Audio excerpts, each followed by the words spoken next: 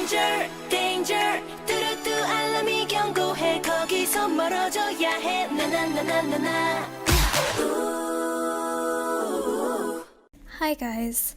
So I made my last Unpopular Opinions video back in July, and at that time I said I'd probably make a part 2.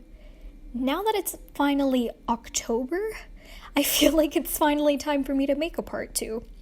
So this video is going to focus on SM groups this time, since I do have a lot of opinions about them in particular.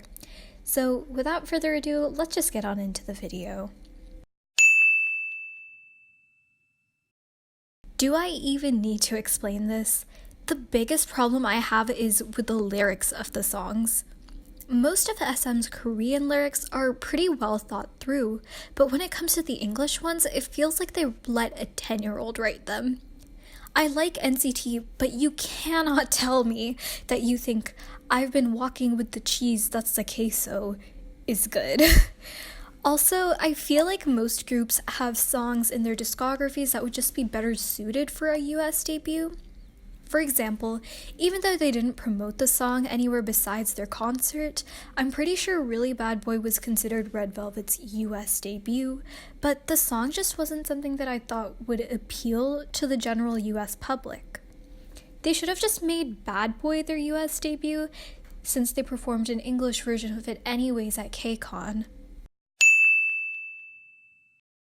I don't know if this is unpopular or not, but I just get kind of annoyed when people call SM the company of visuals and say they prioritize looks over talent. SM easily has many of the best singers in K-pop, and are one of the few companies who actually properly train their idols how to sing. Obviously, looks are a factor in their selection, but so many people just act like other companies don't do the same thing. I honestly can't think of any SM idol who debuted just because they were good looking, but I can definitely say that that's happened for other companies. Looks might get you through an audition, but you have to actually be talented and hardworking to make it to debut. Is anyone even arguing about this anymore? I feel like so many people have a very distinct opinion about this, but I'm still gonna give my opinion. Tempo was a more musically interesting song, and you are lying if you say that this didn't have one of the best bridges in K-pop. However, Love Shot had a better music video, and literally everything about Kai was amazing during this era. I like the styling and choreo for both about the same, it just kind of depended on the performance. In conclusion, both are great, but in different ways. Look, we all know that Red Velvet's B-sides are superior to their title tracks. They experiment with so many styles of music, but somehow it works, and they're one of the few groups I don't get bored listening to. As for FX, their B-sides are amazing as well. Their last 3 albums are arguably some of the best in K-pop. I feel like while their style has changed less than Red Velvet's over the course of their career, each era that they've had is still really distinct, and no other group sounds like them. Please don't kill me for saying this. I love Irene and Sehun, and EXO and Red Velvet are my ultimate groups. But that being said, I just don't find either of them that interesting to watch during live stages. They both just kind of have the same facial expressions during most of their performances, which kind of bugs me. Obviously, they're both fantastic dancers from a technical standpoint, or else they wouldn't be the lead dancers of their groups. But I'd rather watch members who have better stage presence, even if their dancing isn't as good. Again, I don't know if this opinion is unpopular or not, but SM announced that they were planning on debuting another boy group next year, even though they've debuted at least one NCT subunit per year for the past 3 years, and they just debuted Super M. I don't know if this new group will be part of NCT or not, but regardless, I just don't think it's a good idea. They need to focus on actually promoting the several boy groups that they have before creating a new one. I know SHINee is on military hiatus, and EXO will probably go on military hiatus soon, but they also announced that they're going to be debuting a new girl group, and I feel like they should prioritize that considering that most of SM's girl groups are inactive right now. Everybody seems to forget about how talented of a vocalist that Luna is, probably because SM barely promoted her for the past 4 years. But she had such good control over her voice, and she's still able to sound incredible during live stages and while dancing. She's definitely at least in my top 5 female K-pop vocalists.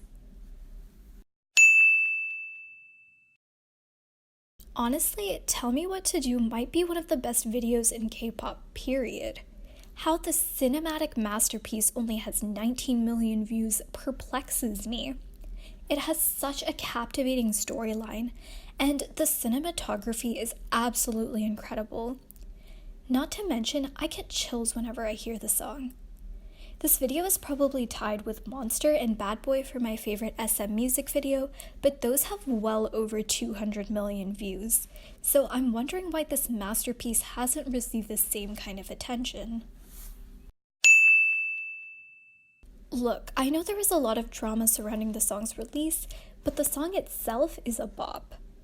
I also don't think that the live stages were as bad as some people were making it out to be.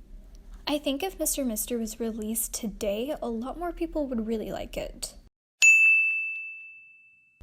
As someone who is a pretty big fan of most of SM's groups, it hurts to admit it, but I feel like it's true. 2015 was for the most part a pretty good year for SM's groups. We had Red Velvet's big break with Ice Cream Cake, EXO's Exodus era, SNSD Lionheart album, and so much more. Obviously, this year was not free from scandal. Tao left EXO and Soleil left FX that year, but I feel like it was nowhere nearly as bad as the mess that was 2014. I feel like after this year, though, SM kind of started to go downhill. FX went on hiatus only to never return. SNSD went on hiatus only to have one more comeback that wasn't even properly promoted. Lay hasn't been able to promote with EXO in years, and there's just so much more that's happened over these past few years, but I won't get into everything. I also feel like SM's artists just seem a lot more distant from one another than they did in the past. There are so many old clips of all of SM's groups performing together and even collaborating for official releases, but nowadays it just feels like there's a disconnect. I still really love SM's groups, but it's just not what it used to be. That's all I have for today. Let me know some of your unpopular opinions down below. Also, let me know if I should make another video about JYP groups since I do follow a lot of them as well. Have a great day, and please join my prayer circle for an OGG comeback.